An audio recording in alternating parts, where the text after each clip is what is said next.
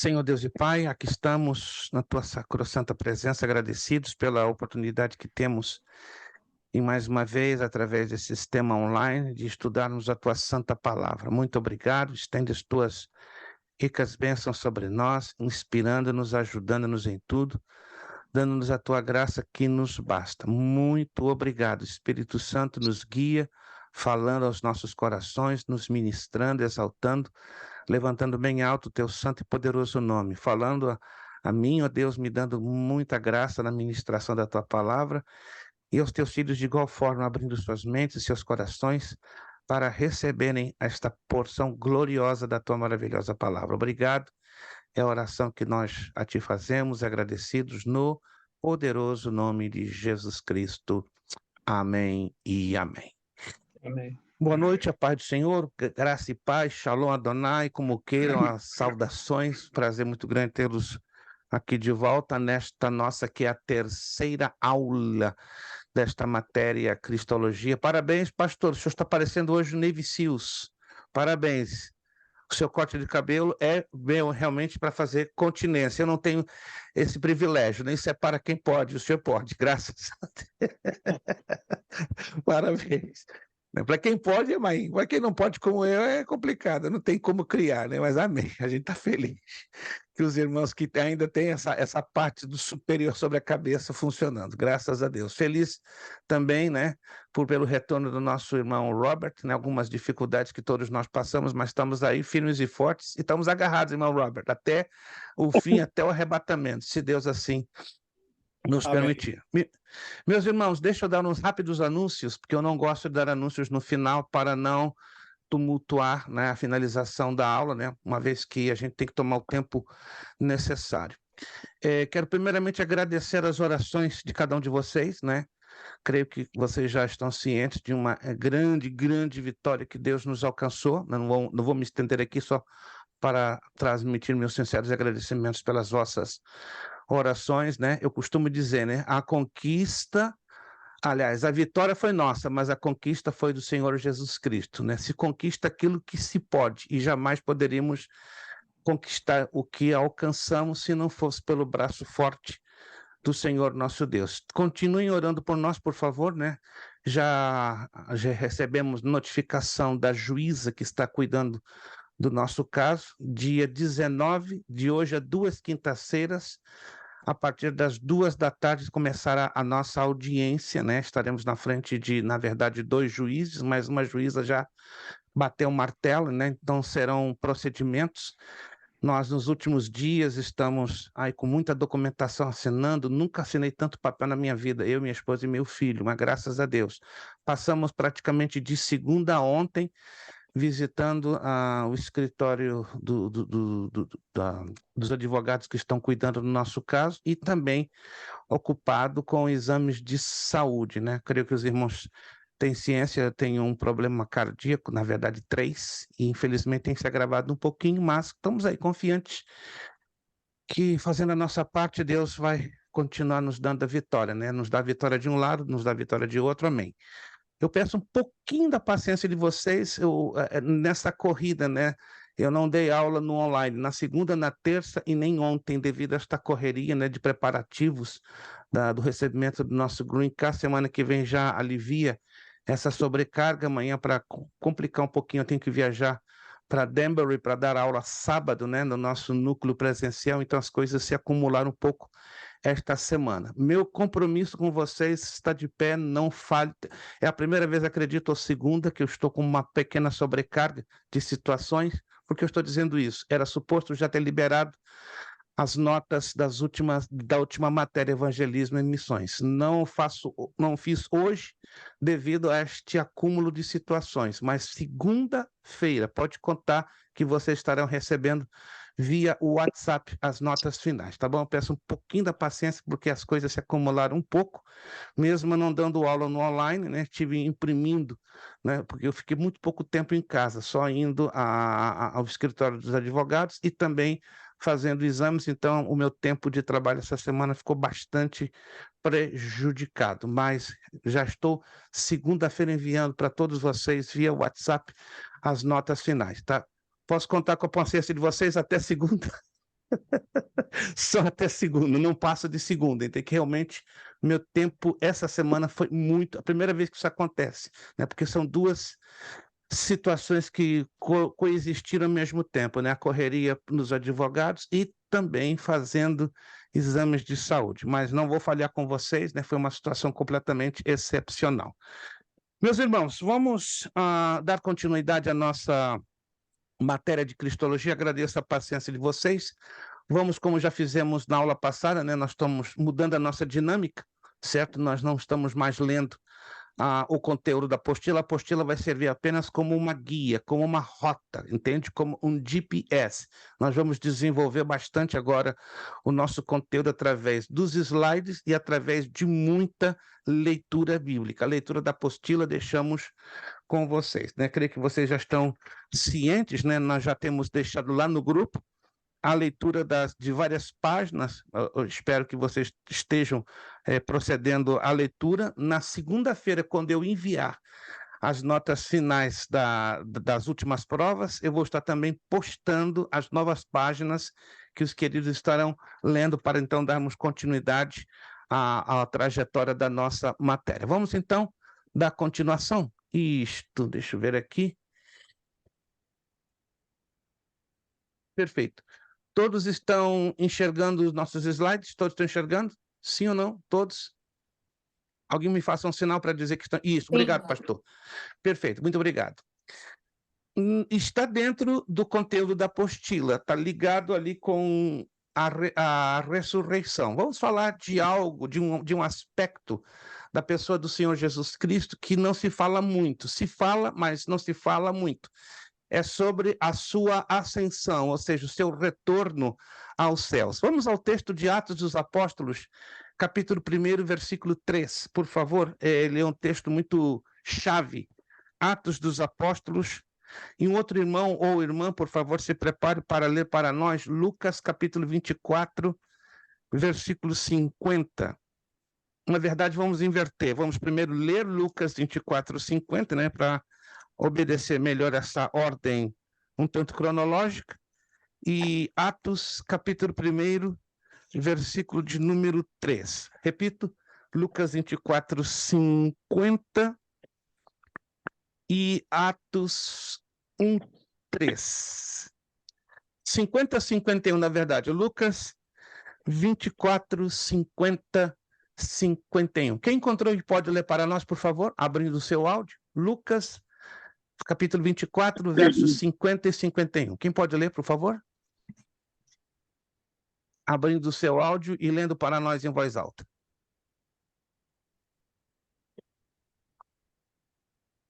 Ninguém se habilita a ler para nós? Lucas, Amém, capítulo pastor. 20, por gentileza.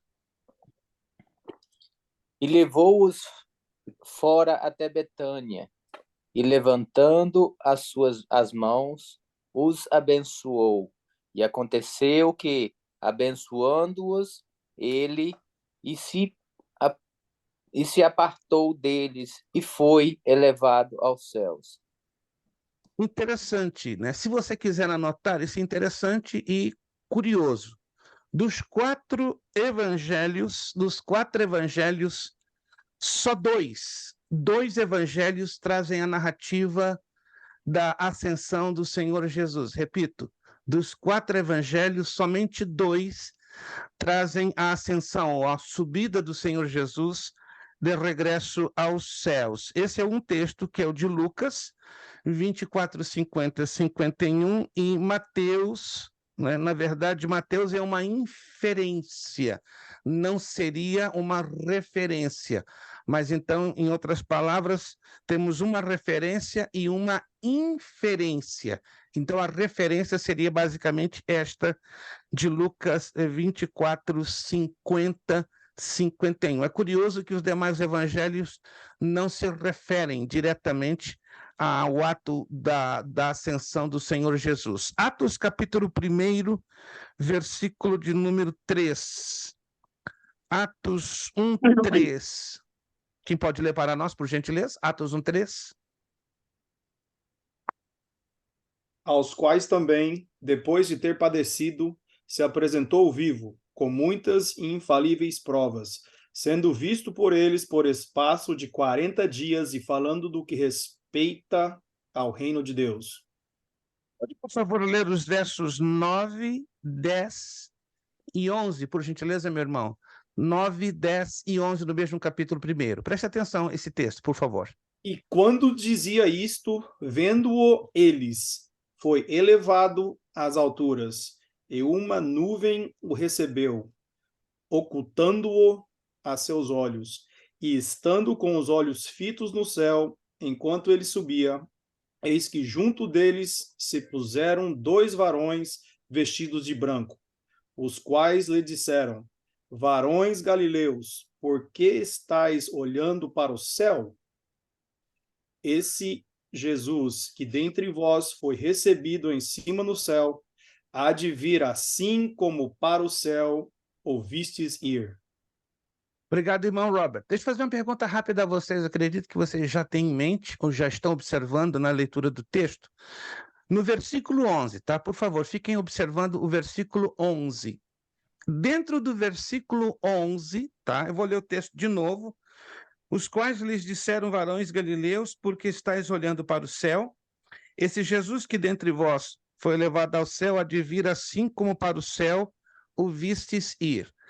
Quando estudamos a escatologia e lendo esse texto, descobrimos algo muito curioso, o qual está mencionado ali no livro do profeta Zacarias.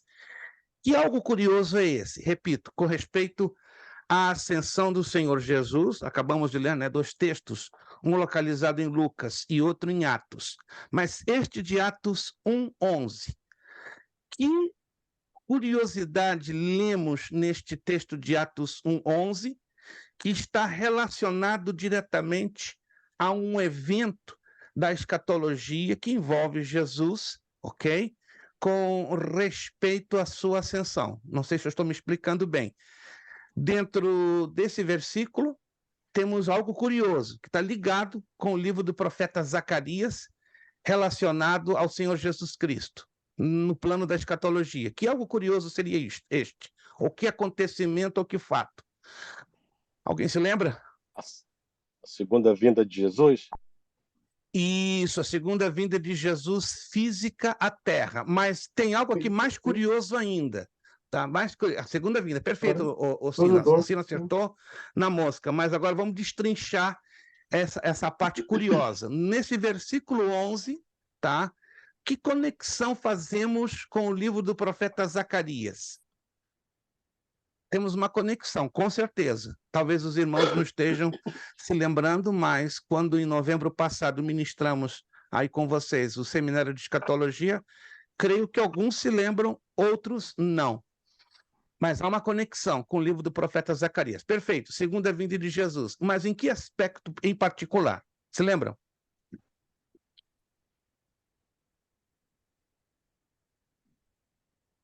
Ninguém está se lembrando desse aspecto? Muito interessante. Nós falamos desse aspecto ressaltando 2 versículos no livro do profeta Zacarias. Ninguém está se lembrando. Da onde saiu Jesus de regresso ao céu? Vamos lá, vou ajudar vocês. Da onde saiu Jesus exatamente regressando aos céus? Da onde? De que localidade? Monte das Oliveiras? Monte das Oliveiras. Perfeito. Baseado nessa resposta do irmão Marcos Tabares, que está em 440, 110 volts, ele não está, desculpe, mas ele está em 440. Ele já colocou a tomada lá dentro daquele disjuntor abençoado, está com a bateria toda. Uma vez que Jesus sai do Monte das Oliveiras para os céus, qual a relação dentro do livro do profeta Zacarias, à luz da escatologia? Qual a relação? Alguém se lembra? O monte vai se partir em 2. Hein? Quando ele voltar, ele vai pisar o Monte das Oliveiras e ele vai se partir em 2. Isso, Damião! Oh, meu Deus! Damião! Damião! Se alegra, Damião! 50 para ti, Damião! Ô, papai do céu! Qualquer ajuda é bem-vinda. Ai, Damião! 50, Damião! Parabéns para você nesta data querida! Anote aí a relação, é que do mesmo lugar da onde saiu Jesus, do mesmo lugar, ele voltará visivelmente, onde todo olho o verá. É o que está escrito aqui no versículo 11 de Atos 1. Deixa eu chamar a atenção a vocês, isso aqui é importante, ó. Os quais lhe disseram, varões galileus. Quem está fazendo essa declaração aqui? Os anjos, não é verdade? A Escritura diz que 2 homens vestidos de branco, não é, aparecem no momento que Jesus sobe aos céus, uma nuvem o encobre, e aí aparecem quem? Diz aqui o texto do versículo 10. 2 homens vestidos de brancos, os quais lhe disseram, varões galileus. Presta atenção aqui no versículo 11. Por que estáis olhando para o céu? Esse Jesus que dentre vós foi levado aos céus, ele foi levado de onde? Do Monte das Oliveiras. Está acompanhando a leitura? Há de vir assim como para o céu o viste vir. O texto grego que do mesmo lugar da onde ele saiu para o mesmo lugar aonde ele voltará. Esse é o texto grego, mas o texto em português não diz assim, mas você subentende pelo versículo 12. Então voltaram para Jerusalém, vindo do monte chamado das Oliveiras, que fica perto de Jerusalém, a distância da caminhada de um sábado, cerca de 2 milhas, aproximadamente. Olha que interessante. Anotaram isso aí? Isso é muito interessante. Então, Jesus saiu do Monte das Oliveiras e quando ele regressar visivelmente com a igreja, isso não vai ser no arrebatamento, vai ser quando ele voltar fisicamente em glória para estabelecer o seu governo de 1000 anos, ele voltará para o mesmo lugar, para o Monte das Oliveiras, fazendo com que ocorra aquele fenômeno que Zacarias capítulo 12 e 14 nos fala, né? O Monte das Oliveiras vai se partir em 2. Damião, parabéns, tá ligado? Cristo recebeu mais glória e honra como Deus homem. Vamos lá em 1 de Timóteo 3,16 e Hebreus 1,4, né? Como já avisei aos irmãos, nós vamos fazer bastante leitura bíblica, né? Porque estudar cristologia sem recorrer à Bíblia é uma coisa um pouco infrutífera. 1 de Timóteo, capítulo 3, versículo 16 e Hebreus 1,4. Eu estarei lendo 1 Timóteo 3,16 e aí eu pedirei a bondade de um irmão ou de uma irmã ler para nós Hebreus 1,4. 1 de Timóteo 3,16. Sem dúvida alguma, grande é o mistério da piedade. Aquele que se manifestou em carne foi justificado em espírito, visto dos anjos, pregado entre os gentios, crido do mundo, recebido acima da glória. Esse é o chamado credo da ressurreição e da ascensão de Cristo, né, usado muito pela igreja primitiva, né, dos 70, 80 primeiros anos da era cristã. Bem interessante. Hebreus capítulo 1, versículo 4. Quem pode ler para nós, por favor? O que revela que filho é muito superior aos anjos e o nome que ele herdou superior ao nome deles. Olha que declaração linda da carta aos Hebreus. Vou ler de novo, vou repetir. Obrigado, irmão Marcos. Hebreus, capítulo 1, versículo 4. Ele se tornou tão superior aos anjos, quanto o nome que herdou é mais excelente do que o deles. Então, o nome de Jesus Cristo é muito mais superior do que qualquer outro ser, inclusive dos próprios anjos. Cristo assentou-se à destra de Deus. Vamos ler a primeira carta, Efésios, aliás, Efésios capítulo 1, verso 20 e 21. Quem pode ler para nós Efésios, capítulo 1, verso 20 e 21, e um outro irmão, outra irmã, primeira carta de Pedro, capítulo 3, verso 22. Efésios 1, 20 e 21, vamos ler nessa ordem, por favor. Efésios 1, 20 e 21, e depois, por gentileza, um irmão, uma irmã, leia para nós, primeira carta de Pedro, capítulo 3, versículo de número 22. Efésios 1, 20 e 21. Por favor, quem pode ler? Que operou em Cristo, ressuscitando-o dentre os mortos e fazendo-o sentar-se à sua direita nos céus, muito acima de todo principado e autoridade e poder e domínio e de todo nome que se nomeia, não só neste século, mas também no vindouro. Olha como nos chama a atenção isso aqui, né? E que manifestou-se em Cristo ressuscitando dentre os mortos, fazendo assentar-se à sua direita nos céus. Então, direita na Escritura fala de posição, de autoridade, de honra, de poder, está à direita do Pai. E o verso 21 diz, acima de todo o principado, presta atenção aqui, ó, principado, autoridade, poder, domínio. Se quiser anotar, anote aí. Estas são as hierarquias, tanto dos anjos bons como dos anjos maus. Anote em algum lugar. Então, Cristo, depois que ele é ressuscitado, reassume a sua plena glória.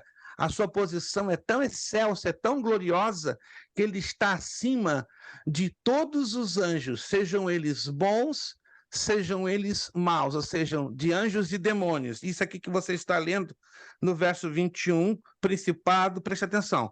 A autoridade, poder, domínio são as 4 principais hierarquias, tanto de anjos, alô, como de demônios.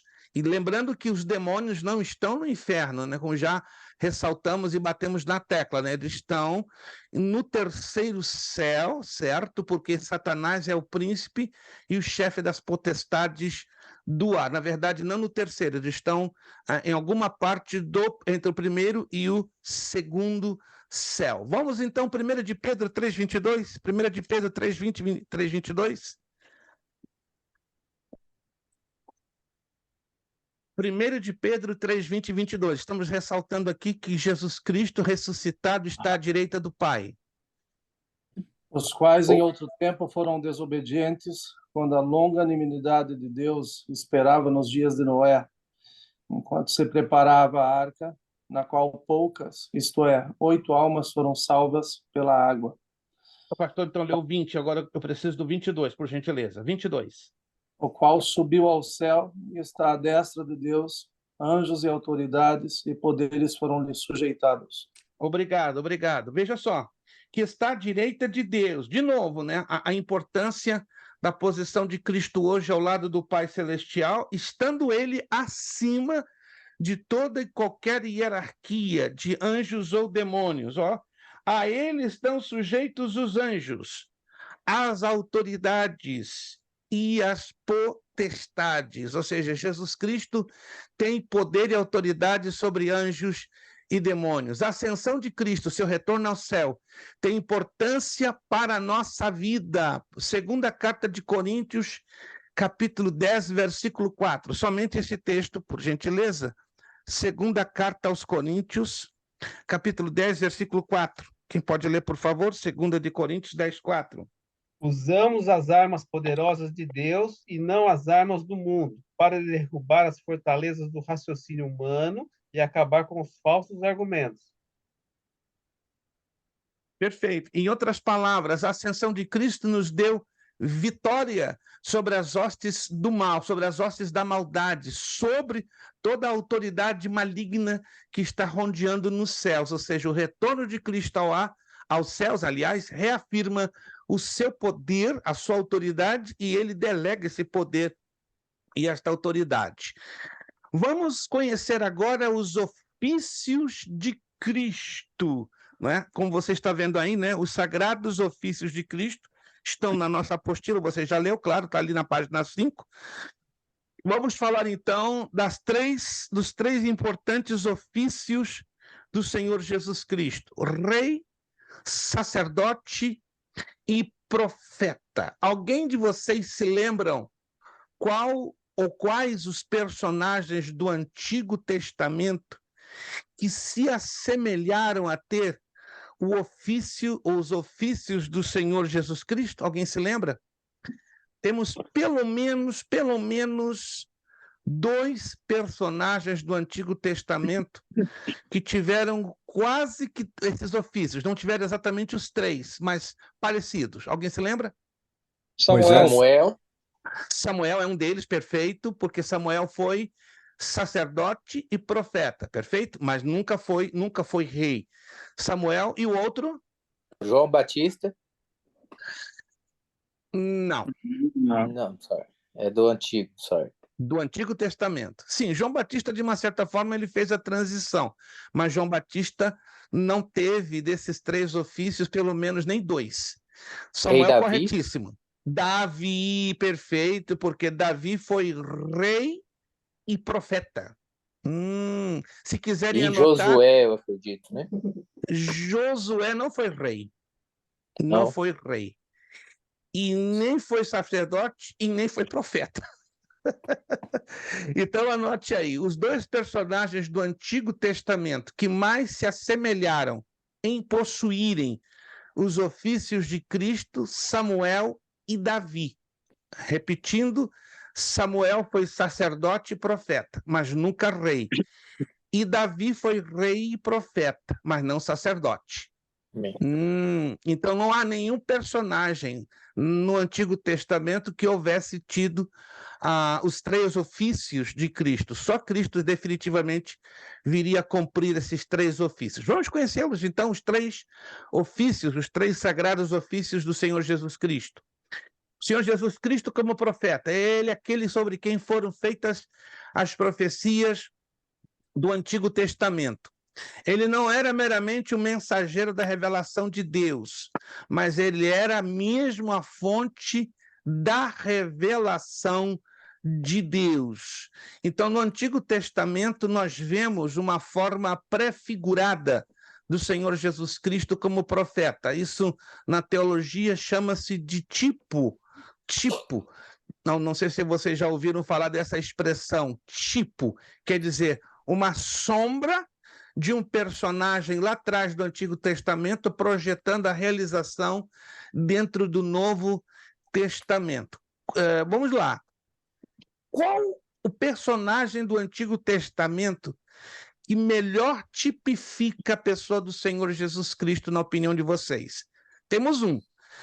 Temos, aliás, vários, mas tem um apenas, que ele tipifica quase que a perfeição a pessoa de Jesus Cristo como profeta. Até lá no Antigo Samuel. Testamento. Quem? É Samuel. Não. Tem um que tipifica muito melhor do que Samuel, do que qualquer outro personagem. Ele é único, ele é singular. Moisés? Moisés. Perfeito. Moisés. Vamos a Deuteronômio, capítulo 18, verso 15 e 18. De todos os personagens do Antigo Testamento, não cabe dúvidas que Moisés é o que melhor tipifica, é o que melhor traz a imagem da pessoa do Senhor Jesus Cristo, porque Moisés, ele mesmo profetizou sobre isso. Deuteronômio 18, 15 e 18. O Senhor, o teu Deus, te levantará. Preste atenção aqui no conteúdo desse texto. Deuteronômio 18, 15 e 18. O Senhor, o teu Deus, te levantará um profeta como eu do meio de teus irmãos. A ele ouvirás. Olha só que interessante as características. Versículo 18. E eu lhes levantarei um profeta do meio de seus irmãos, semelhante a ti. Porei as minhas palavras na sua boca, e ele lhes falará tudo o que eu lhes ordenar. Estão observando as semelhanças, as características voltadas para a pessoa do Senhor Jesus Cristo? Ou seja, Moisés foi um tipo, foi uma sombra de alguém que viria com mais poder, com muito maior autoridade. Lucas capítulo 7, verso 16, quem pode me ajudar a ler, por favor? Lucas 7, 16. Lucas capítulo 7, versículo de número 16. E esse texto é interessante porque ele se cumpre aquilo que Moisés profetiza em Deuteronômio 18, 15 e 18. Lucas 7, 16. Quem encontrar pode abrir o áudio, por favor, ele é para nós. E de todo que se apoderou o temor, e glorificaram a Deus, dizendo: um grande profeta se levantou entre nós, e Deus visitou o seu povo. Anote aí, ó, um grande profeta se levantou entre nós e Deus visitou o seu povo. Está aí o cumprimento de Deuteronômio, ou seja, estão reconhecendo na pessoa do Senhor Jesus Cristo a grandeza da pessoa dele como profeta. Evangelho de João, capítulo 6, verso 14. Quem pode ler para nós? Evangelho de 19. João, capítulo 6, verso 14. Evangelho de João 6, 14. Vendo, pois, os homens o sinal que Jesus fizera, disseram: Esse é verdadeiramente o profeta que devia vir ao mundo.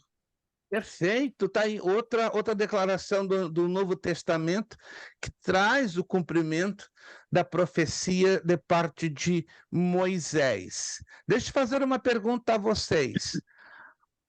A profecia no Antigo Testamento e a profecia no Novo Testamento, elas operam iguaizinhos ou existem algum tipo de diferença na visão de vocês pela Escritura? Vamos lá. Vamos aqui, não é querendo abrir um debate, mas é somente para nós deixarmos claro, né, que a profecia no Antigo Testamento e no Novo Testamento, elas trabalharam assim e assim.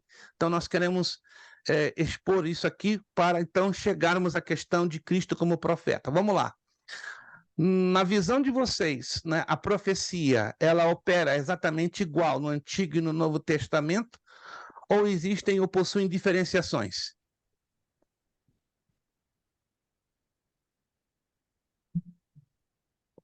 Silêncio sepulcral, meu pai. Iguais. Iguais. Quem mais opina?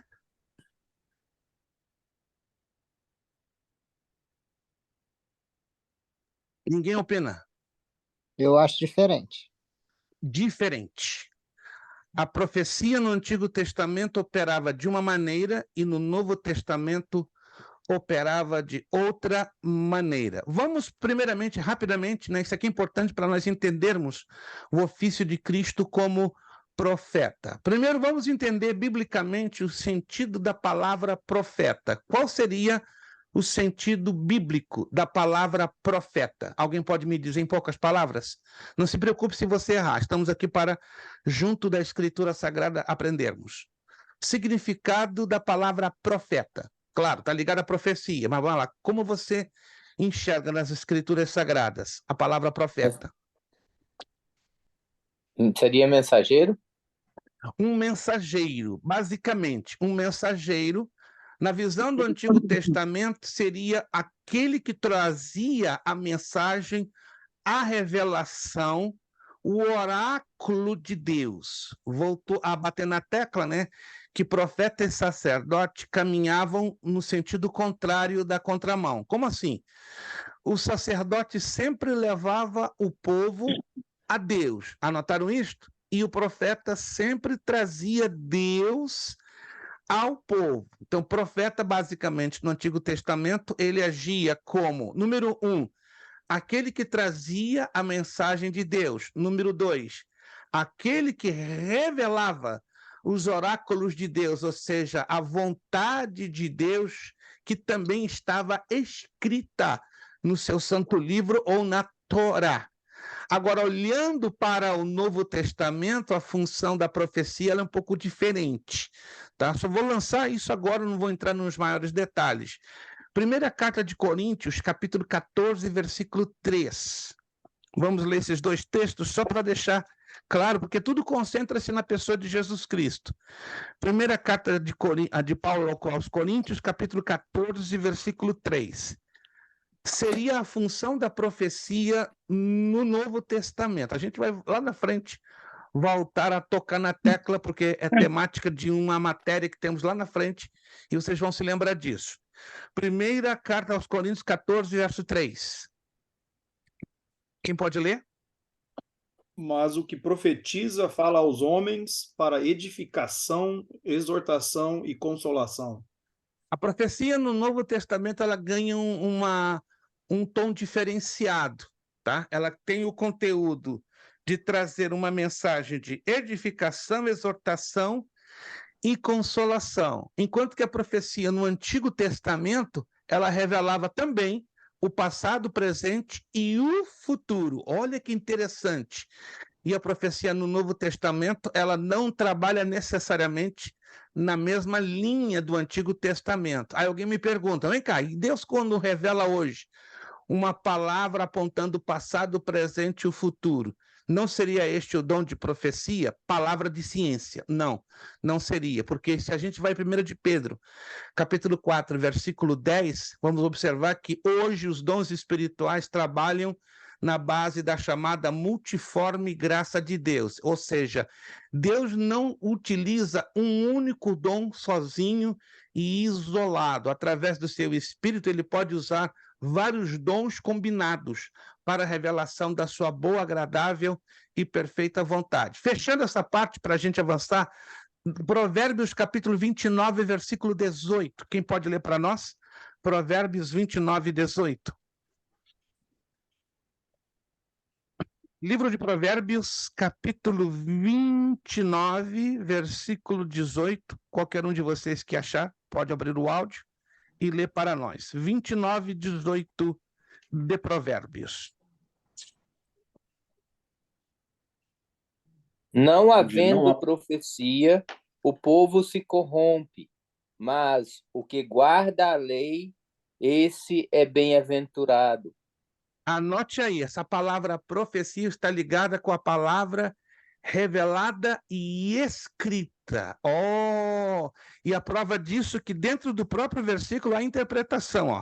Não havendo a profecia, não havendo a palavra revelada e escrita, o que acontece? O povo se corrompe, mas, olha a conjunção adversativa, mas bem-aventurado, feliz é o que guarda a lei. Está ligado com o quê? Com a palavra revelada, com a palavra escrita, com a Torá. Veja só que interessante isso aqui. Então, aqui nós temos a visão, né? A visão da profecia, tanto do Antigo como do Novo Testamento. E interessante que Cristo tanto encaixa-se na visão do Antigo como a visão do Novo, porque Cristo é o centro de toda a profecia. Então, ele é o profeta, tanto como eram os profetas do Antigo Testamento, como é o profeta também nos dias de hoje do Novo Testamento.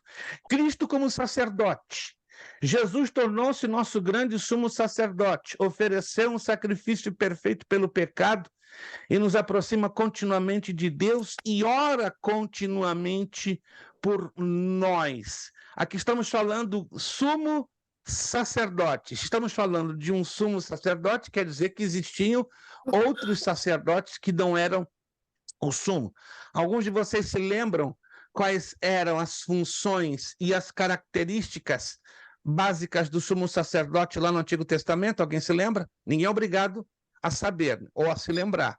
Só quero tentar, digamos assim, lançar essa visão para você entender por que Cristo tem esse ofício de sacerdote, que a Escritura não diz apenas sacerdote, diz a Escritura que ele é o sumo sacerdote. Vamos lá, gente. O que vocês se lembram sobre diferenças entre os sacerdotes e o sumo sacerdote? Eu acho que o sumo sacerdote ele ficava na parte interior da tenda. Não seria isso? É o que tem. É que tem as vestes, coloca as vestes e entra para dentro da tenda para acender o incenso. E o sacerdote, talvez os que faziam os sacrifícios, os que auxiliava ele no espargir o sangue, essas coisas. Perfeito, em parte está correto, irmão. Ele apresentava... Irmão Caetano bateu bem, muito bem, só faltam alguns detalhezinhos. William. Ele era o responsável também por apresentar o sacrifício pelo povo, né? Não aqueles individuais Exato, isso cabia perfeito, somente ao sumo sacerdote. E esse sacrifício era feito quantas vezes por mês ou por ano? Vamos lá. Era uma ao ano, se não me engano. Uma única vez ao ano. Era exatamente. O sumo sacerdote era a única vez ao ano que tinha acesso ao lugar santíssimo, ou lugar o chamado Santo dos Santos, onde estava a Arca da Aliança. Já os outros sacerdotes, não é, chamados auxiliares, eles estavam trabalhando com a elaboração, a apresentação dos sacrifícios. Perfeito, perfeito. Então, Jesus, ele é a figura não apenas dos sacerdotes, mas ele é o sumo sacerdote, porque ofereceu um sacrifício perfeito pelo pecado. O sumo sacerdote não apresentava um sacrifício perfeito. Por qual razão? Era todo ano, era todo ano, era todo ano. O Senhor Jesus foi perfeito o seu sacrifício, porque foi apresentado o quê? Uma única vez, não é? E o sacrifício dos animais não eliminava o pecado, apenas cobria, né? Os sacrifícios cobriam, o sangue dos animais cobriam os pecados. Já o sangue de Jesus, que foi entregue uma única vez em um único sacrifício, aí sim, não apenas cobriu, mas eliminou por vez todos os nossos pecados. E detalhe, e nos aproxima continuamente de Deus. E outra função do sumo sacerdote, e ora continuamente por nós. Vamos lá, alguém se lembra, lá no Antigo Testamento, temos um personagem, essa aí ninguém pode errar essa, que é a figura do Senhor Jesus Cristo como sumo sacerdote. Lá no Antigo Testamento, bem lá atrás, no Antigo Testamento, alguém se lembra? Arão? Sim, Arão poderia ser uma figura, mas temos alguém lá atrás, bem lá atrás. Melquisedeque. Melquisedeque. Ele de todos era o mais parecido com Jesus Cristo, porque diz a Escritura que ele não tinha genealogia. Arão já tinha uma genealogia, correto? Já Melquisedeque não, ele não tinha genealogia como Jesus Cristo, entre aspas, não tinha uma genealogia no sentido divino, senão humano. Então Melquisedeque e Jesus são os mais semelhantes entre si. Vamos a Hebreus 9:24? Hebreus 9:24. Carta aos Hebreus, capítulo 9, verso 24. Quem pode ler para nós? Outro irmão, outra irmã, por favor, esteja se preparando para ler Hebreus 10, verso 4. A carta aos Hebreus ela é muito linda, né? Porque ela é uma carta do Novo Testamento, mas se você ler com atenção, o escritor aos Hebreus tinha um conhecimento profundo do sacerdócio levítico, coisa que o apóstolo Paulo não tinha. Por isso que fica aquela polêmica, né? Quem escreveu a carta aos Hebreus? Não se sabe exatamente quem, mas Paulo está descartado, porque Paulo, embora fariseu, não tinha um conhecimento tão profundo, tão detalhado sobre os aspectos do sacerdócio levítico. Vamos lá? Hebreus 9:24, quem pode ler para nós? Porque Cristo não entrou num santuário feito por mãos, figura do verdadeiro, porém no mesmo céu, para agora comparecer por nós perante a face de Deus. Uau, uau, que revelação linda esse texto nos traz. Então estamos aqui aprendendo algo maravilhoso. Como assim? Lembram-se do tabernáculo, o templo portátil que se movia no deserto com os israelitas?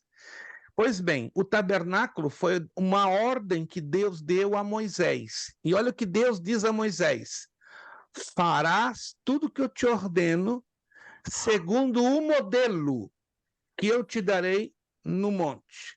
Prestem atenção, segundo o modelo. Este versículo 24 nos revela este modelo, ou seja, que o tabernáculo construído na terra seria o modelo de um tabernáculo já construído aonde? Aonde originalmente? No céu. Então no céu tem uma cópia, não uma cópia. A cópia foi colocada na terra, mas o original está no céu. Hebreus capítulo 10, verso 4. Hebreus Porque 10, 4. Quem pode ler? É impossível que o sangue dos touros e dos bodes tire pecados.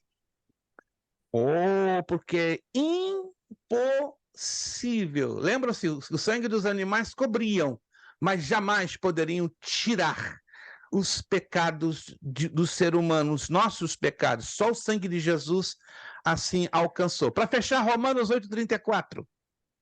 Romanos 8:34.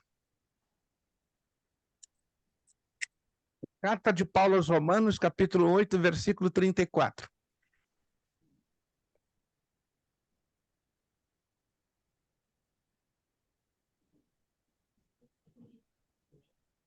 Carta de Paulo aos Romanos, capítulo 8, versículo 34.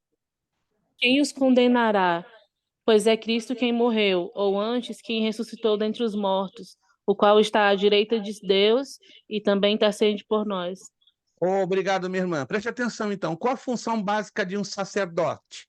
Ser mediador entre os Deus e os homens. Segunda função, interceder entre Deus e os homens. Tá? O sumo sacerdote ele tinha esta função, uma função mediadora e uma função intercessória.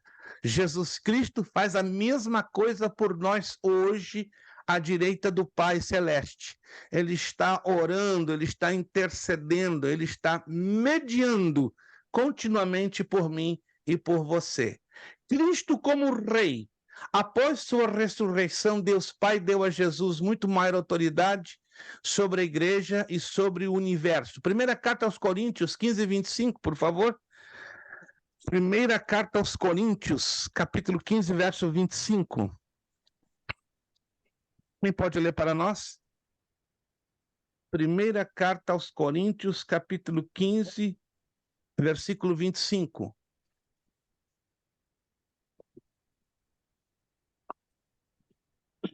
Porque ele deverá reinar até que tenha colocado todos os inimigos debaixo de seus pés. Obrigado, pastor. Pois convém que ele reine até que haja posto a todos os inimigos debaixo de seus pés. Isso vai se concluir ou vai se concretizar fielmente ao pé da letra no governo milenial, quando Cristo seja o rei de toda a terra. Vamos a Apocalipse, capítulo 19. É um texto um pouquinho extenso, mas eu mesmo estarei fazendo leitura. Apocalipse, capítulo 19, versículo 11 ao 16. Apocalipse, capítulo 19, versículos do 11 ao 16. Vi o céu aberto e apareceu um cavalo branco, seu cavaleiro chama-se Fiel e Verdadeiro. Ele julga e peleja com justiça, e os seus olhos eram como chama de fogo, sobre a sua cabeça havia muitos diademas, tinha um nome escrito que ninguém sabia senão ele mesmo. Verso 13, estava vestido com um manto salpicado de sangue, o nome pelo qual se chama é o Verbo de Deus. Seguiam-no os exércitos que estão no céu em cavalos brancos e vestidos de linho fino, branco e puro. Da sua boca saiu uma espada afiada para ferir com ela as nações. Ele as regerá com vara de ferro. Ele mesmo é o que pisa o lagar do vinho do furor e da ira do Deus Todo-Poderoso. No manto sobre a sua coxa tem escrito o nome Rei dos Reis e Senhor de Senhores. Cristo hoje é rei sobre mim, sobre você, sobre a igreja, mas lembre-se que no seu governo milenial, quando ele regresse com a igreja para estabelecer o seu governo de 1000 anos, ele será rei sobre toda a terra. Vamos então apreciarmos agora os nomes do Senhor Jesus Cristo, né, dentro do Novo e do Antigo Testamento, né, que seriam a parte 3, né, que está na apostila, né, os nomes e títulos de Jesus no Antigo Testamento. Eu vou fazer aqui uma leitura bastante detalhada, embora dentro de 5 minutos vamos entrar no nosso intervalinho, mas vamos lá. Aqui temos muitos títulos, né? Alguns estão aí na apostila e eu vou mencionar alguns que estão na apostila e outros que não estão na apostila. Não que eu vou estar lendo a apostila, nós vamos estar lendo os textos bíblicos relacionados. Abra lá Lucas capítulo 1, verso 32 e descubra que nome é dado aí, ou que título é dado à pessoa do Senhor Jesus Cristo. Lucas capítulo 1, versículo 32.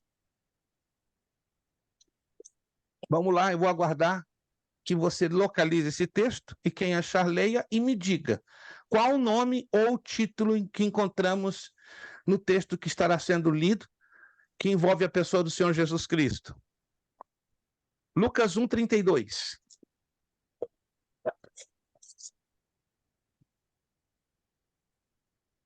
Este será grande e será chamado Filho do Altíssimo, e o Senhor Deus lhe dará o trono de Davi, seu pai. Como nós vemos aí o nome do Senhor Jesus, qual é o seu nome ou o seu título nesse texto? Filho do Altíssimo. Filho do Altíssimo, perfeito. Isaías 9:6, quem pode ler para nós? Isaías 9:6. Isaías capítulo 9, versículo 6.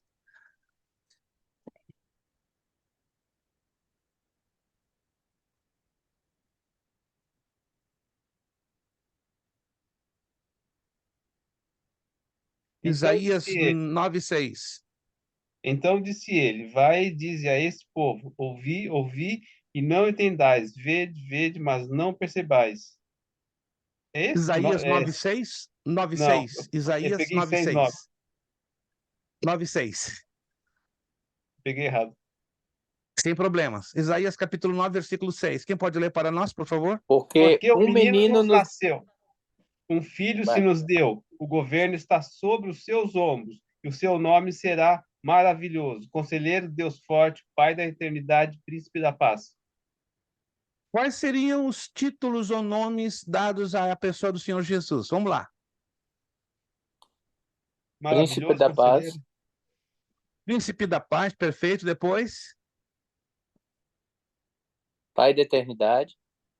Pai da eternidade. Quem mais dentro desse texto? Deus forte. Deus forte, perfeito. Quem mais? Maravilhoso conselheiro.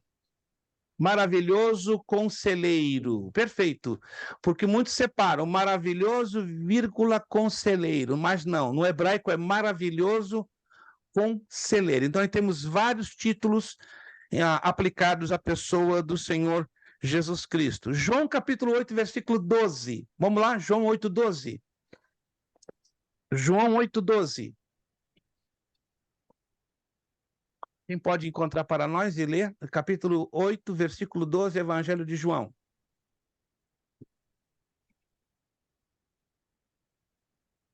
De novo lhes falava Jesus, dizendo, eu sou a luz do mundo, quem me segue não andará nas trevas, pelo contrário, terá a luz da vida. Qual o título aí aplicado à pessoa do Senhor Jesus? Título ou nome? A luz do mundo. A luz do mundo, excelente, excelente. Que coisa linda sabermos que Jesus deixa a página das Escrituras Sagradas muito bem marcadas. Agora, muito fácil, até alguns já sabem até de memória. Evangelho de João, capítulo 1, verso 29. De repente, você já tem de memória esse texto, já pode dizer qual o nome ou o título aplicado à pessoa do Senhor Jesus. Vamos ver se alguém se lembra. João 1, verso 29. O verbo. Não, da minha quase Cordeiro perto. de Deus. Cordeiro de Deus. O Cordeiro de Deus que tira o pecado do mundo. Maravilha, o Orsino já se adiantou, maravilhoso. Vamos lá agora. Marcos 16:6. Já vou dar uma pista. Este título ou nome, ele é revelado na sua própria cruz. Quando ele morre, lembram-se? É colocado uma tabuleta escrita em 3 idiomas, e ali revela o seu título, ou o seu nome. Marcos capítulo 16, verso 6.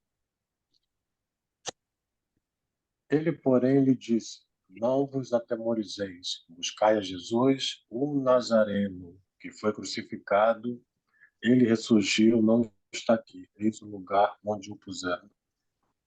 Qual é o nome ou o título nesse texto aplicado à pessoa do Senhor Jesus? Nazareno. O Nazareno. O Nazareno, o Nazareno. Eu creio que não seria mais necessário nós nos estendermos, né? Porque essa listinha ela é bem extensa, tá? Ela está na página 7 e ela está na página 8. Embora eu não orientei vocês, não pelo menos, a lerem a parte 4, mas depois do nosso intervalinho, eu já vou dar a parte que fala a dupla natureza de Cristo. Nós vamos nos ocupar um pouquinho falando, né, no tempo que nos resta de aula, além da correção do nosso bloco 2 de exercícios, pelo menos a primeira parte, tá? Nós vamos falar sobre a dupla natureza do Senhor Jesus Cristo, né? Essa questão da dupla natureza, quando ela não é conhecida, ela gera, né, más interpretações. Por isso que hoje os testemunhos de Jeová, os mormons, os adventistas ensinam e pregam terríveis heresias sobre a natureza do Senhor Jesus Cristo, por desconhecer a base bíblica exata sobre a qual fala-nos isso em detalhes. Aí eu dou essa dicasinha para vocês. Leiam em casa, né, com tranquilidade, as páginas 8, 9,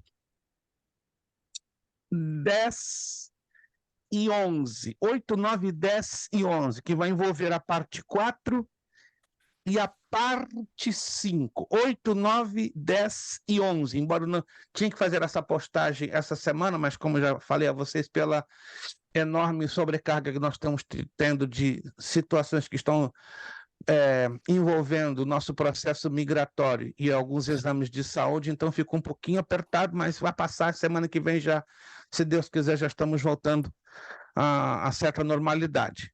Então, por favor, anotem aí. Leiam durante essa semana a parte 4, 5 e parte 4 e 5 da apostila, se quiserem também a parte 6, né? Porque eu vou falar sobre as profecias cumpridas por Jesus e eu vou iniciar falando sobre os tipos humanos do Senhor Jesus Cristo. Ou seja, nós vamos iniciar estudando um pouquinho da tipologia bíblica voltada sobre a pessoa do Senhor Jesus Cristo.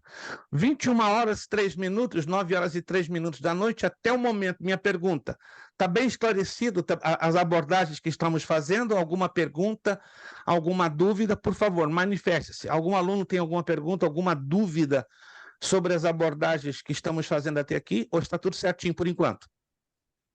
Está tudo tranquilo aí com vocês? Maravilha?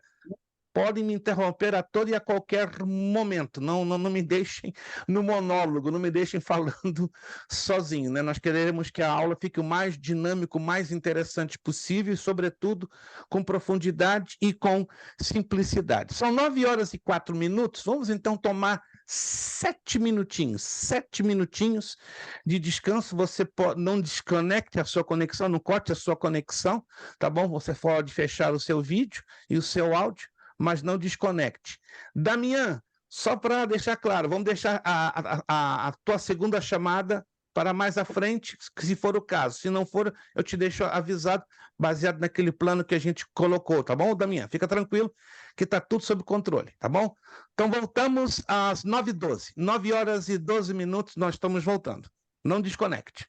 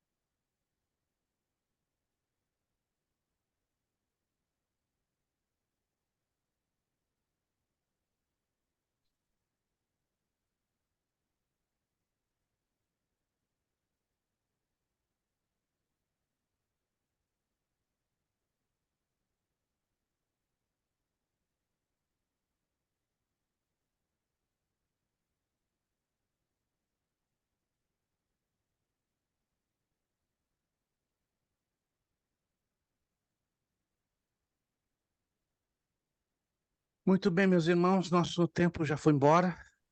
Muitíssimo rápido, muitíssimo rápido. Passou o nosso tempo e isto. Vamos então estar regressando. Vamos estar dando continuidade. Vamos então agora ocupar um tempinho falando sobre as duas naturezas de Cristo.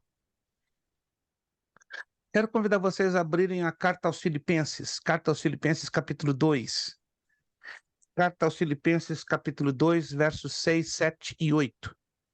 Por gentileza, os que podem abrir nas suas Bíblias, Carta aos Filipenses, capítulo 2, versos 6, 7 e 8. Carta aos Filipenses, capítulo 2, versos 6, 7 e 8.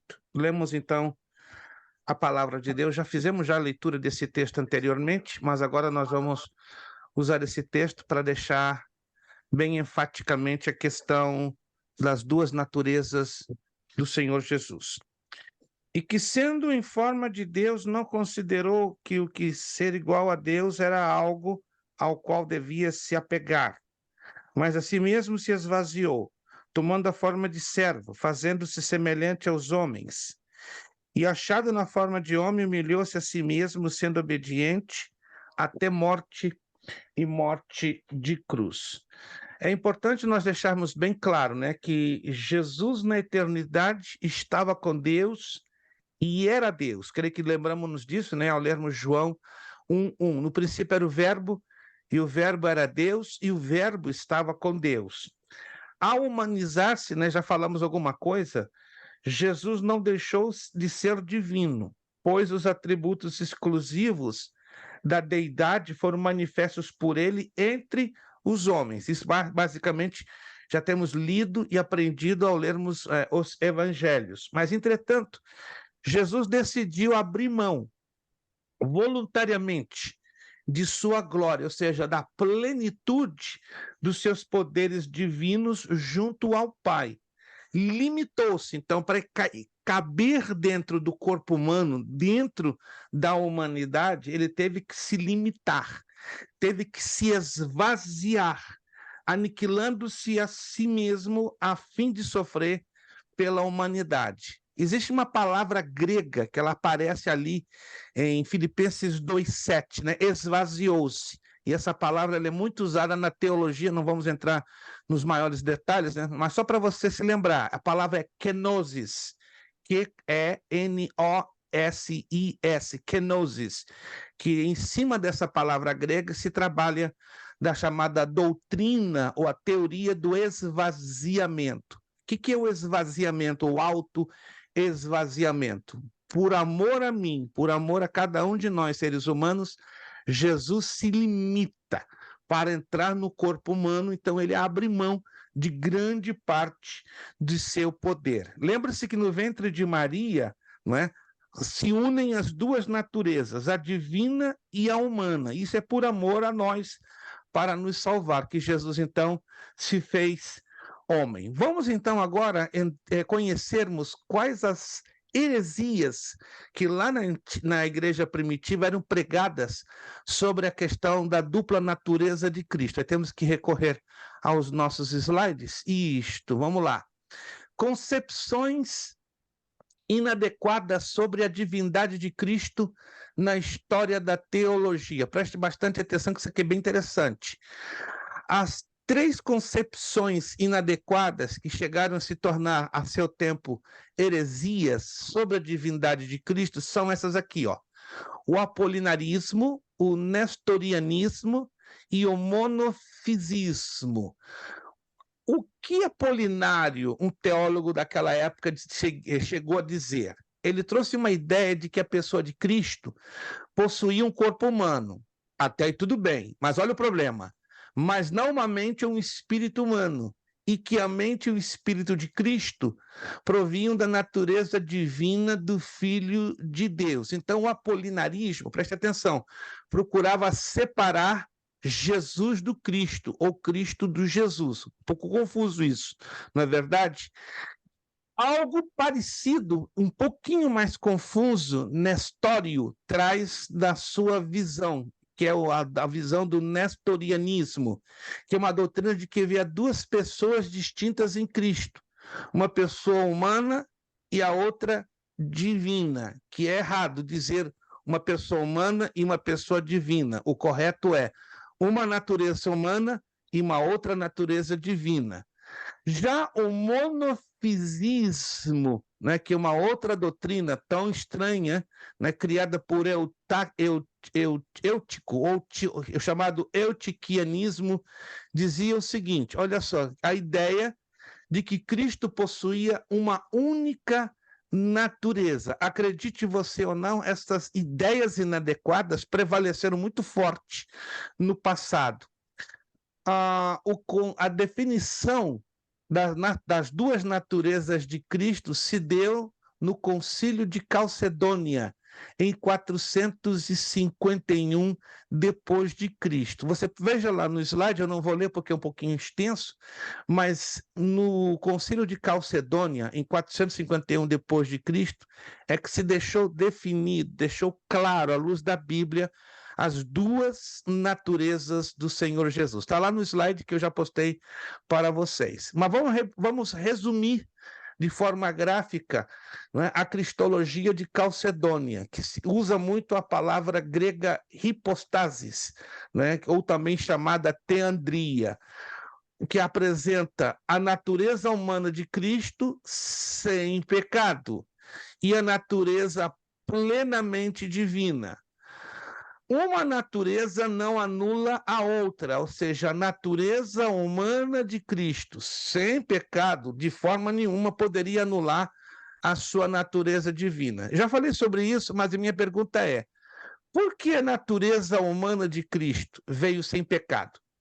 Houve um fenômeno, houve uma ação, houve um acontecimento que deixou bem definida que a natureza humana do Senhor Jesus Cristo foi sem pecado. A Bíblia mesmo diz, mas ela apresenta um acontecimento bem interessante, que todos nós já sabemos. Que acontecimento é esse? Que nos leva a chegar à conclusão que a natureza humana do Senhor Jesus Cristo veio a ser a primeira e única natureza humana sem pecado. Qual foi o acontecimento ou a causa? Vamos lá. Alguém se lembra? Ele foi gerado pelo Espírito Santo? Foi gerado pelo Espírito Santo. Vamos debulhar um pouquinho mais, irmão Marcos. Uma vez que ele foi gerado pelo Espírito Santo, minha pergunta é: Jesus ele foi gerado... Bom, primeiro já foi respondido. Jesus não foi gerado normalmente, mas vamos explicar um pouco melhor. Foi gerado pelo Espírito Santo. O que isso quer dizer, na verdade, em linhas práticas? Sem a semente humana, que é caída, né? Sem a semente humana. Vamos explicar mais ainda. Então, não teve a participação da semente humana. Como se explica isso melhor ainda, Damian? Você pode explicar? Vamos lá. Está correto. É que eu quero levar vocês a chegarem juntos à mesma conclusão. Como? Sem a fecundação humana. Sem a fecundação humana. Mas como é essa fecundação humana? É esse ponto que eu quero chegar junto com vocês. O ato sexual. Não teve ato sexual? Isso você está querendo chegar? Mais específico. Está faltando um detalhezinho. Está faltando um detalhezinho, né? O sêmen. Não houve o sêmen. Não houve ação do espermatozoide de José. Lembremos disso, tá? É um detalhe técnico, mas é um detalhe importantíssimo que nos leva à conclusão de que a natureza humana de Jesus não poderia ter sido gerada da mesma forma que nós fomos gerados, não é verdade? Porque cada um de nós que aqui estamos, né, e somos ao longo da vida, sabemos que fomos gerados através do sêmen do nosso papai que fecundou, né, o óvulo da nossa mamãe, ou seja, o espermatozoide fecundando, né, o óvulo da mulher. No caso de Jesus, não, foi gerado pelo Espírito Santo e não teve, obviamente, a participação do sêmen ou do espermatozoide de José. William Gruden, um teólogo muito conhecido no ramo da cristologia, ele fez uma declaração interessante, permanecendo o que era, tornou-se o que não era. Em outras palavras, enquanto Jesus permanecia o que era, ou seja, plenamente divino, ele também se tornou o que não fora antes, ou seja, também plenamente humano. Jesus não deixou nada de sua divindade quando se tornou homem, mas assumiu a humanidade que antes não lhe pertencia. Isso é fantástico, né? Então, ele não deixou de ser Deus, mas assumiu uma forma que não lhe era comum. Bom, já falamos sobre os sacrifícios do Antigo Testamento, né, comparados com o sacrifício de Cristo. Aqui são os ensinamentos falsos sobre a dupla natureza de Cristo, gnósticos. É provável que o gnosticismo tenha surgido como um segmento cristão no Egito entre o fim do século I e o início do século II. Muitos escritos do gnosticismo do segundo século foram encontrados, incluindo o chamado Evangelho segundo Tomé. Olha que interessante, né? É um livro apócrifo, mas dentro deste livro apócrifo tem muito do conteúdo histórico dos gnósticos, né? Os gnósticos formularam conceitos diferentes, né? Eles negavam a realidade do corpo de Cristo, afirmavam que Cristo tinha um corpo real, mas negavam que fosse material, e ensinavam uma cristologia dualista. Olha que coisa estranha, né? Pelo qual Cristo teria entrado em Jesus no batismo e abandonado pouco antes de sua morte. É uma heresia? Com certeza, porque isso não tem abalizamento bíblico. Temos outra, nós temos esse quadrozinho aqui, eu peço que você tenha a redobrada atenção, olha que interessante, né? Aqui nós temos as heresias dos primeiros 300 anos da igreja primitiva. São o ebionismo, docetismo, arianismo, nestorianismo, eutiquinianismo e apolianismo. Eram 6, na verdade, 6 concepções pesadas que colocaram em xeque-mate, não é, a credibilidade das duas naturezas de Cristo. Resumindo, para entendermos, aonde você vê aqui, nesse círculo, a letra H está falando da natureza humana de Cristo, aonde você vê D, a natureza divina. Então, o ebionismo negou a natureza divina. Está vendo aqui a letra D com o xizinho? Então, os ebionistas só acreditavam no lado humano de Jesus. Já os adeptos do docetismo não acreditavam, não é, no lado humano de Cristo, só acreditavam no lado divino. Olha só, então é o completo contrário, né? Os ebionistas completamente opostos aos docetistas, porque o docetismo negou a natureza humana de Cristo. Já os arianistas, né, os praticantes ou adeptos do arianismo, vem de Ário, né, um teólogo da época, ele também nega a natureza divina. Então, os ebionistas e os arianistas, ou adeptos do arianismo, negam a natureza divina. Agora, olha que fato interessante, já os nestorianos, ou adeptos do nestorianismo, eles negam tanto a natureza humana como divina, ou seja, eles negam a união das duas naturezas, que Cristo não era nem humano e nem divino. Aí fica um negócio bem estranho. Já o eutiquianismo nega a distinção das naturezas. Para os adeptos do eutiquianismo, a natureza humana como divina era exatamente a mesmíssima coisa. Os adeptos do apolianismo negam o espírito humano. Que Jesus tinha só a parte divina, olha só que loucura, alma e corpo, mas que Jesus não tinha o espírito humano. Isso seria uma heresia, porque a própria Escritura, né, diz claro que Jesus, ao morrer, ele entregou o quê? O seu espírito. Isso é importante termos isso, não é, em consideração.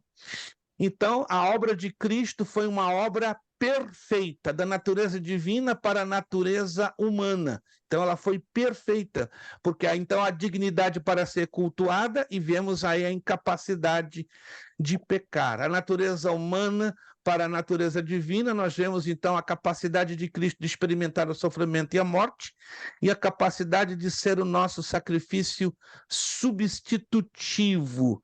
E a expiação, como derivado dessa dupla natureza, é a obra que Cristo realizou em sua vida e morte para obter a nossa salvação. Já falamos sobre os aspectos teológicos da expiação, né? Já falamos sobre os efeitos da obra do Senhor Jesus Cristo, já falamos sobre a sua morte, né? Reflexão sobre a expiação, já falamos sobre a ressurreição e ascensão, sobre os ofícios de Cristo, tá? Nós vamos falar então, depois que nós corrigimos os exercícios, vamos falar da obra do Espírito Santo na pessoa do Senhor Jesus Cristo. Tem muita coisa para falarmos, né? Nós vamos só ficar nesse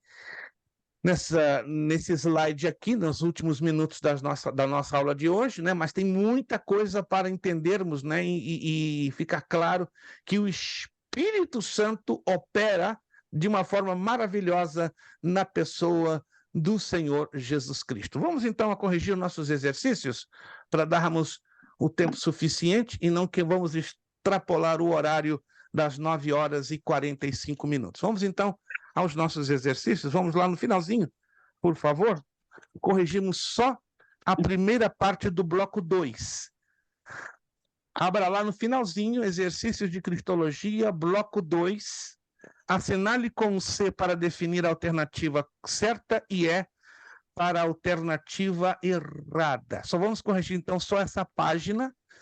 Na próxima aula, então, vamos corrigir, relacione a coluna A com a coluna B. Prontos? Espero que todos já estejam com as suas apostilas em mãos. Lá na última página, tá? No bloco 2. Número 1. Os nomes do Senhor Jesus Cristo em hebraico e grego, respectivamente, são Jesus Christos e Yoshua HaMashiach. Isto está certo ou errado? Errado. Certo. Por quê? Por que está errado?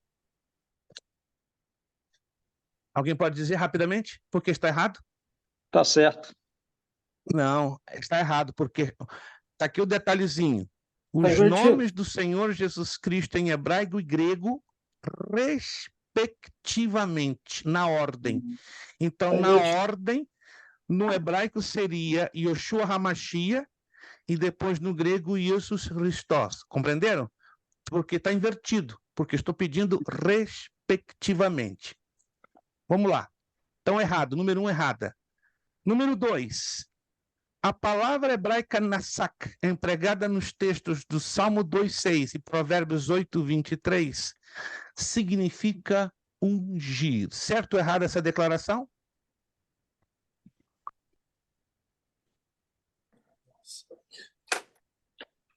Estou aqui procurando ouvir alguém.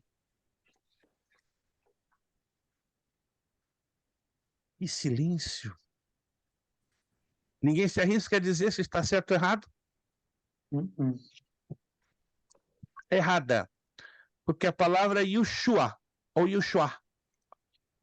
Lembram-se? Salvador ungido. Yeshua está ligado com a unção, ou Yasha. Então, nunca Nasak, e sim Yoshua, ou Yeshua. Então, errada. Também a número 2, errada. Número 3. O nome ou a expressão Filho de Deus foi variadamente empregado no Antigo Testamento ao sumo sacerdote Melquisedeque. Essa declaração está certa ou errado? Errado. Errado. Nunca, jamais Melquisedeque foi relacionado com o título ou a expressão Filho de Deus. Não temos nenhum registro na Bíblia que assim nos dê um amparo. Então, a número 1, 2 e 3 está completamente errada. Número 4. Desde os primeiros tempos, e mais particularmente desde o Concílio de Jerusalém, 37 depois de Cristo, a Igreja confessa a doutrina das duas naturezas de Cristo. Essa declaração está certa ou errada? Acabamos de estudar agora isso. Acabamos de falar isso agora. Essa declaração está certa ou errada? Se você se lembra o que acabamos de falar agorinha há pouco, você vai saber a resposta. É errado, teve um monte de doutrina bagunçada aí, velho. Exato, é errada porque a doutrina da natureza de Cristo ela ficou definida a partir do Concílio de Calcedônia. Lembra-se que eu acabei de falar agorinha? Então, o Concílio de Calcedônia em 451. Depois de Cristo, e não no ano 37, como aqui diz na apostila, é que define. Daí em diante, então, fica definido, porque, como falou o William, muita bagunça. Apoliranistas, eutiquianistas, um monte de teorias que haviam sobre as duas naturezas de Cristo. Mas o Concílio de Calcedônia, procure ter isso anotado em algum lugar. A partir daí, em 451 depois de Cristo para frente, define com clareza, aí ninguém fica com dúvida, sobre as duas naturezas de Cristo. Então, 4, errada. Número 5, no Evangelho segundo João, achamos o mais elevado conceito da pessoa de Cristo, como vemos nas passagens de João, capítulo 1, capítulo 2, capítulo 3, etc. Essa declaração é certa ou errada? Certo. Certíssimo, certíssimo.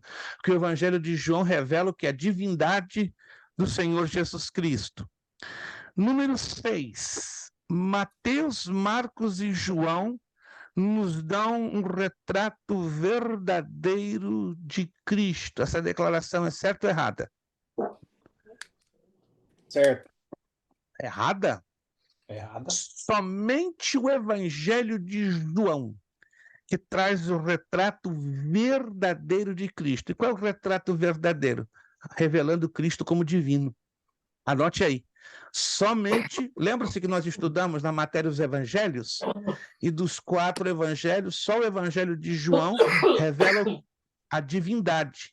E a divindade, no seu conteúdo máximo, é o verdadeiro retrato do Senhor Jesus Cristo. Então, a número 6, errada. 7. Houve tempo em que realidade, gnosticismo e a integridade natural, docetismo, apolinarismo da natureza humana de Cristo não eram negadas. Essa declaração é certa ou errada? Estudamos agora, falamos agorinha há pouco.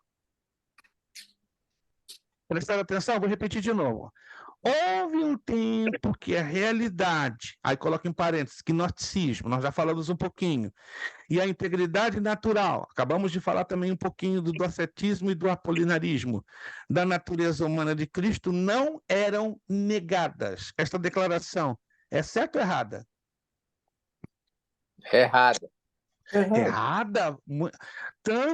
Tanto gnosticismo como docetismo e apolinarismo negavam, não é, a natureza humana de Cristo. Estão lembrados? Isso é interessante. Então, a número 7 é errada. 8.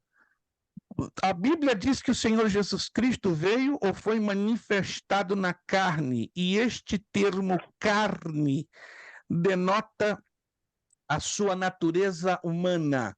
Certo ou errado? Certo. Certíssimo, porque carne aí está falando da sua encarnação, da sua natureza humana. Número 9. Então, 8 certo, número 9. Só um mediador de fato humano que possuísse um conhecimento experimental das misérias da humanidade e se mantivesse acima de todas as tentações, poderia entrar, olha só, eu coloquei de propósito aqui em negrito, empaticamente, em todas as experiências, provações e tentações do homem. Isso aqui é fácil. Certo ou errado essa declaração?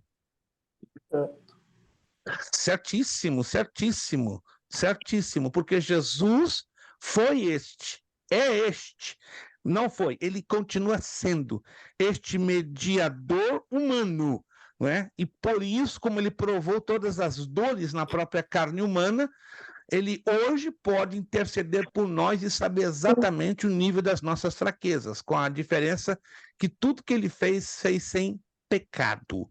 Número 10. No plano divino de salvação, era absolutamente essencial que o mediador fosse verdadeiramente homem. Cuidado que aí tem uma palavrinha que dá um tropeção. Vamos lá. Essa declaração é certo ou errado? Tem uma palavrinha que tropeça, que dá uma conotação diferenciada nesta frase, que a torna certa ou errada? Eu acho que é certo. Tá certo. Número 10, errado. Eu vou lhe explicar por quê. O mediador seria Jesus, não? Mas olha só, presta atenção, que tem uma palavrinha aqui que muda o sentido. No plano divino de salvação era absolutamente, na verdade são duas palavras, ó, absolutamente essencial que o mediador fosse verdadeiramente homem. O problema está não na palavra absolutamente. Prestar atenção? O problema está na palavra verdadeiramente. Verdadeiramente implica a plena humanidade. E, na verdade, Jesus não nasceu igual a homens. Lembram-se disso que nós falamos? Jesus não nasceu igualzinho a um ser humano, de acordo com a carta de Paulo aos Filipenses, capítulo 2. Jesus nasceu como? Igual ou semelhante aos homens? Alguém se lembra? Semelhante. Semelhante. Vamos voltar esse texto de novo para nós não nos esquecermos.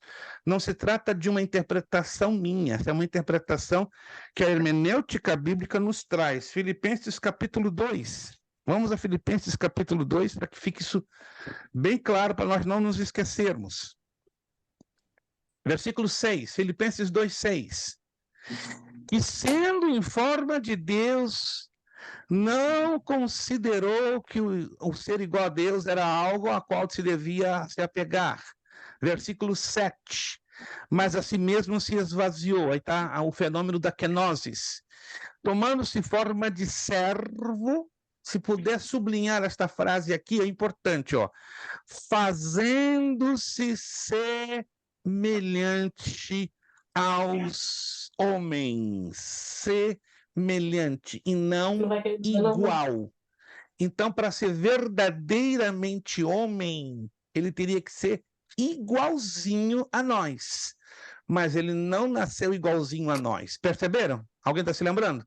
Ele não nasceu igualzinho a nós, ele nasceu semelhante a nós, pelo fato que ele foi gerado pelo Espírito Santo. Não teve, consequentemente, né, o sêmen de José fecundando o óvulo de Maria. Está claro essa parte? Está claro, irmãos?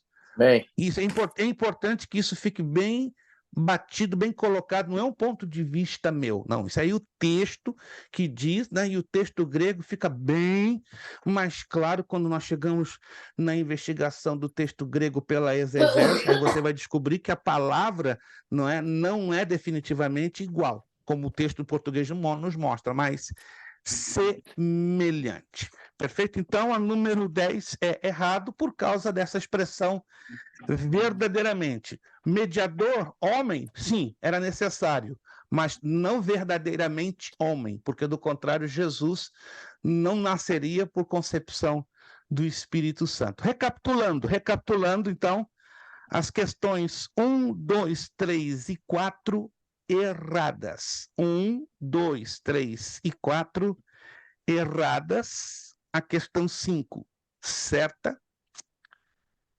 A questão 6, as questões 6 e 7 erradas. As questões 8 e 9 certas. E a 10 errada. Anotado? Perfeito. Perguntas, dúvidas? Faça agora, por gentileza. Nós estamos aí a 5 minutos de terminarmos a aula.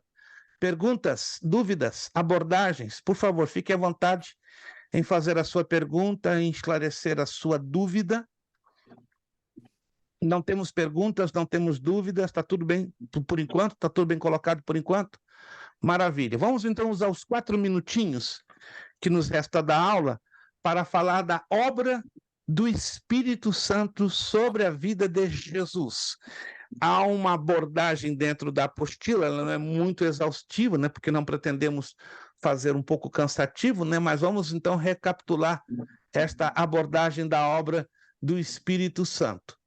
O Espírito Santo na vida de Jesus teve uma importância capital, sem dúvida nenhuma. Não temos dúvida que o Espírito Santo na vida de Jesus teve uma importância maravilhosa, dando a ele poder, purificando, revelando, unificando e dando evidência da presença e da bênção de Deus sobre ele. Vamos falar pelo menos duas hoje, né? Nós vamos continuar na próxima aula. Aí nós sugerimos, como já falamos, que você leia aquelas páginas que já mencionamos. Nós vamos, não é, já colocar no grupo já da segunda-feira as páginas que você deve ler, mais a parte 7, não é? A parte 7, que fala os tipos humanos de Jesus Cristo.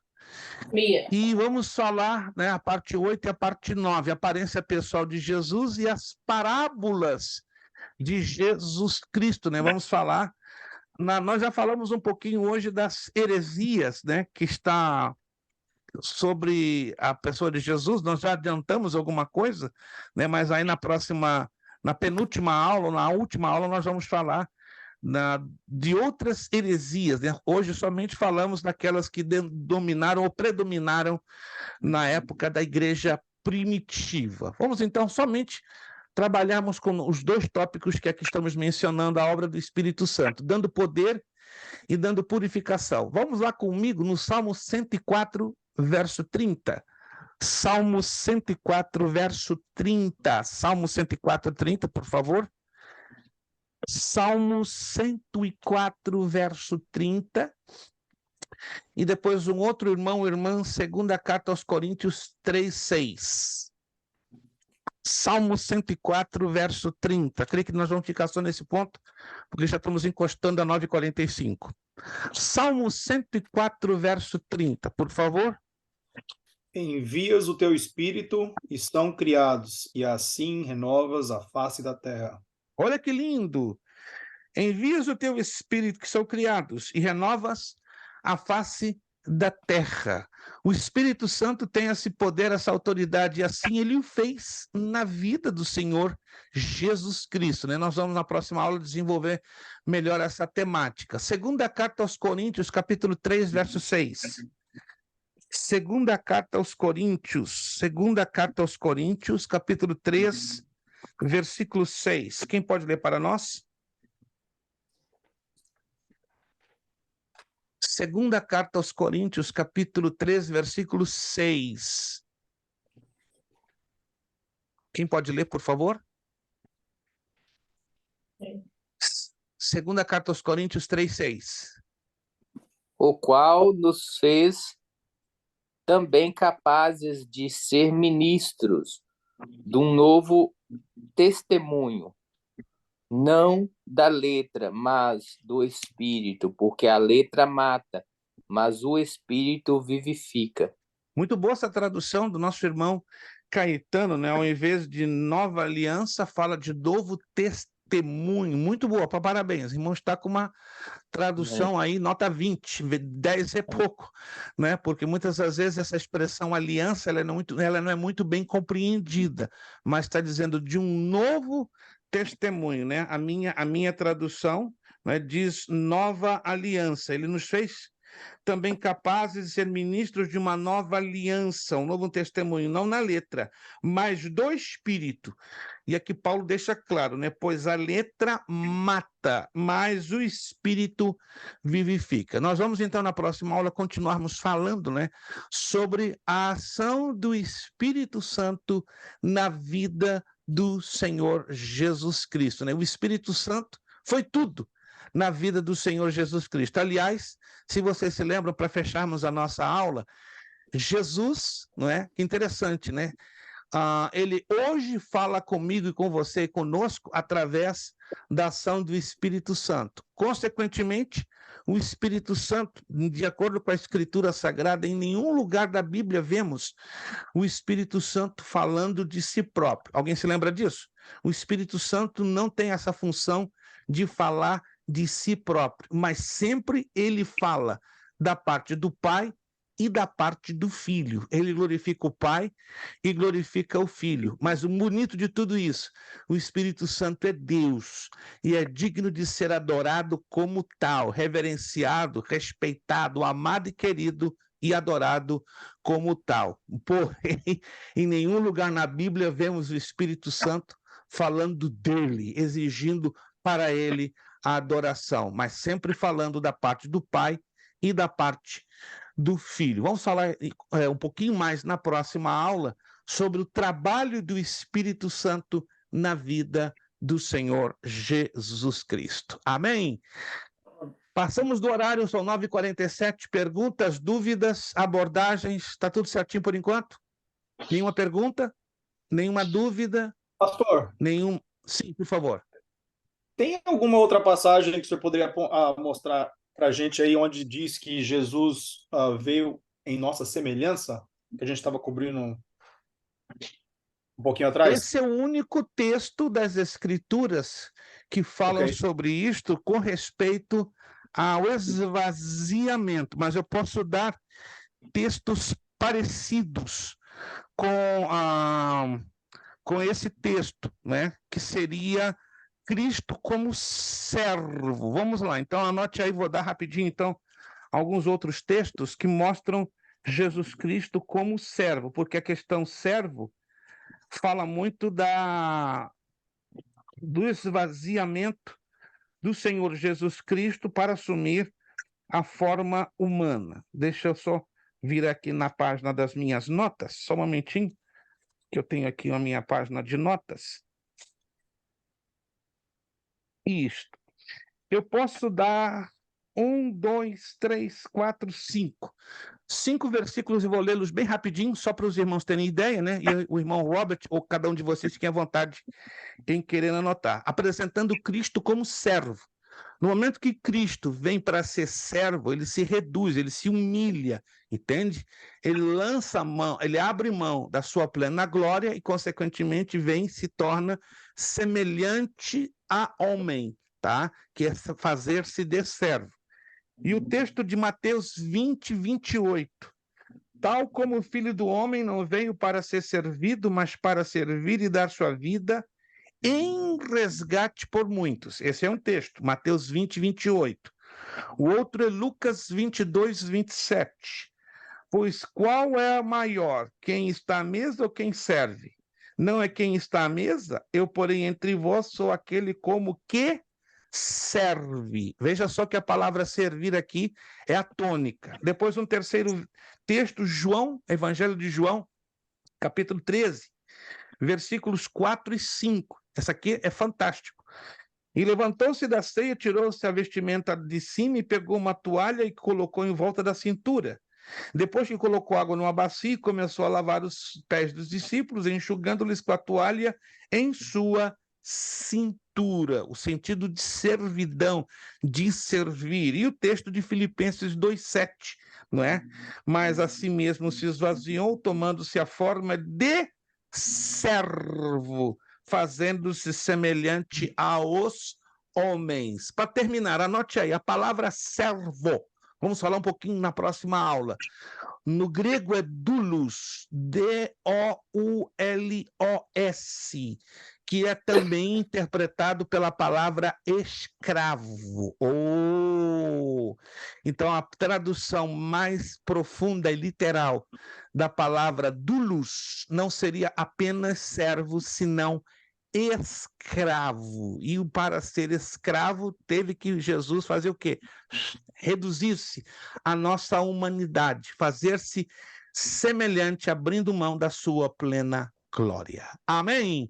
Alguma outra dúvida que tenha, além dessa abordagem que o irmão Robert acabou de fazer? Está tudo certinho por enquanto? Isso, por favor, dúvidas, não deixe passá-las em branco. Se for o caso, vai lá no grupo e poste a sua pergunta, a sua dúvida, que estamos aqui à plena disposição para responder a cada um dos irmãos. Queremos agradecer nessa noite a participação de todos vocês. Deus continue abençoando. Aguarde que segunda-feira, então, já estaremos liberando de forma final e definitiva, né, as notas das últimas provas, né, que ficaram para trás, que infelizmente, devido à correria dessa semana, ficamos bem apertadinhos, mas segunda-feira, se Deus quiser, já estarei liberando já na parte da tarde para vocês no WhatsApp. Vamos agradecer a Deus com uma palavra de oração. Vamos pedir que Damian, se for possível, que abra aí o seu áudio e nos agradeça a Deus com uma palavra de oração. Não sei se ele pode abrir o vídeo, se não pode, não há problema.